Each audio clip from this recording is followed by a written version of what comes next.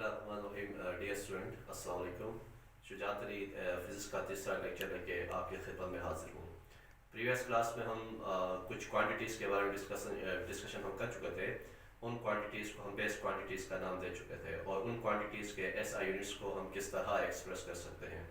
अब उसके बाद नेक्स्ट हमारा जो लेक्चर है वो बेस क्वांटिटीज़ को सामने रखने के बाद कुछ और क्वांटिटीज़ के बारे में डिस्कशन करेंगे। उन क्वांटिटीज़ को हम नाम देते हैं drive quantities. What are drive quantities which can express in form of base quantities? यानी ऐसी क्वांटिटीज़ उर्दू में ये कहा जाता है कि ऐसी तबई मकदारें जिन्हें बुनियादी जो मकदारें हैं जिन्हें हम बेस क्वांटिटीज़ कहते हैं उनके फॉर्म में एक्सप्रेस करने को हम नाम देते हैं क्या? Drive quantities.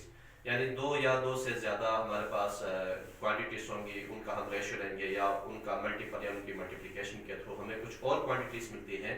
इन क्वांटिटीज़ को हम नाम देते हैं ड्राइव क्वांटिटीज़ और उर्दू में इन क्वांटिटीज़ को कहते हैं माखूस इकाइयाँ, यानी जो किसी चीज़ से अखज़ की गई हो।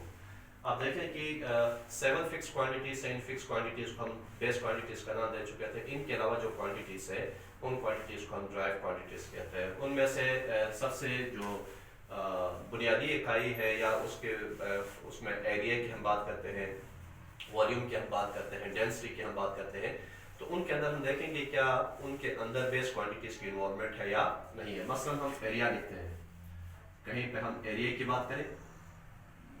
एरिया ये है कि कोई सी भी दो साइड से लेंथ और विड्थ को हम मल्टीप्लाई कर देते हैं, तो लेंथ और विड्थ को मल्टीप्लाई करने के बाद हमारे पास एक थर्ड क्वांटिटी आ जाती है, एक नई क्वांटिटी आती है। उस नई क्वांटिटी को हम नाम देते हैं ड्राइव क्वांटिटी। क्यों? इसलिए कि इसको हम लिख सकते हैं लेंथ मल्टीप्लाई बाय विड्थ, या आप उसको हाइट का नाम दें। विड्थ क्या है? लेंथ ही है। इट मींस कि एरिया को हम एक बेस क्वांटिटी लेंथ को अगर मल्टीप्लाई करें तो हमें हमारे पास एक नई क्वांटिटी आती है। इस नई क्वांटिटी को हम नाम देते हैं ड्राइव क्वांटिटी, एरिया। अब आप देखिए साथ साथ इसका एसआई यूनिट भी आप सब्स्टिट्यूट करते चले जाएं।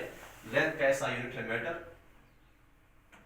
और ये भी मीटर है, इसको हम कहते हैं क्या? Square metre. अगर आपसे कोई पूछता है कि एरिया का एसआई यूनिट क्या है, हम कहेंगे स्क्वायर मीटर। इसी तरीके से हम वॉल्यूम की बात करते हैं। वॉल्यूम हमारे पास है length width multiply by height. अगर हम लेंथ की बात करें, विड्थ की बात करें या हाइट की बात करें, तीनों ही लेंथ के डायमेंशन में है। इसी वजह से हम इसको कहेंगे लेंथ, लेंथ और लेंथ। ये आपके पास बनेगा मीटर, मीटर, मीटर। इसी को हम नाम देते हैं क्या? Cubic metre. एसआई यूनिट जो वॉल्यूम का है वो वॉल्यूम का एसआई यूनिट क्या है? Cubic metre. इसी तरीके से हम लिखते हैं डेंसिटी।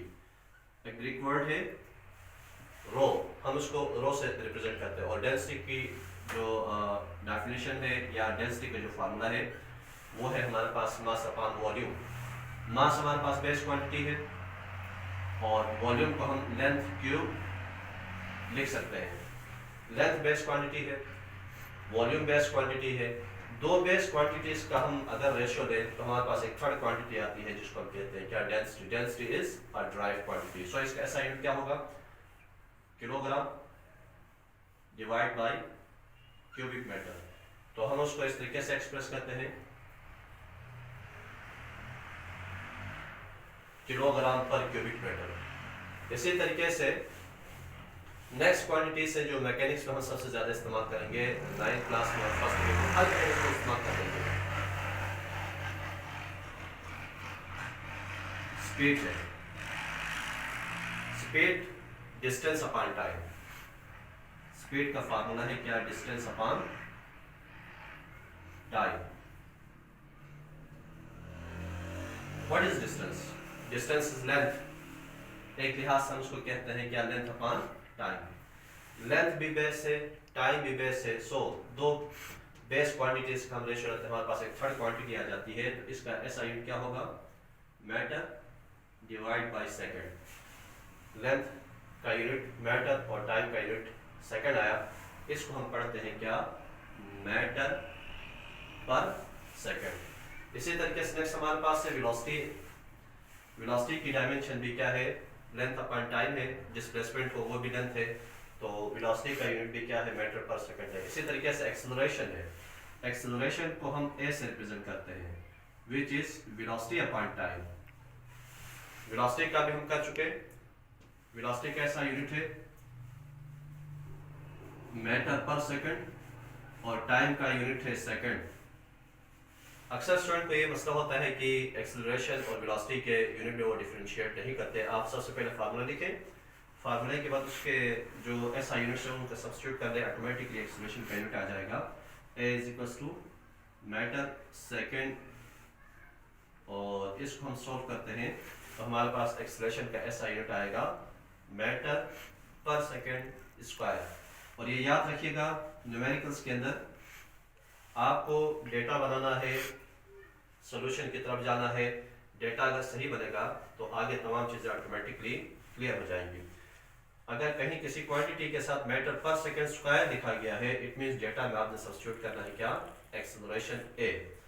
इसी तरीके से हमारे पास है फोर्स, फोर्स m इंटू ए।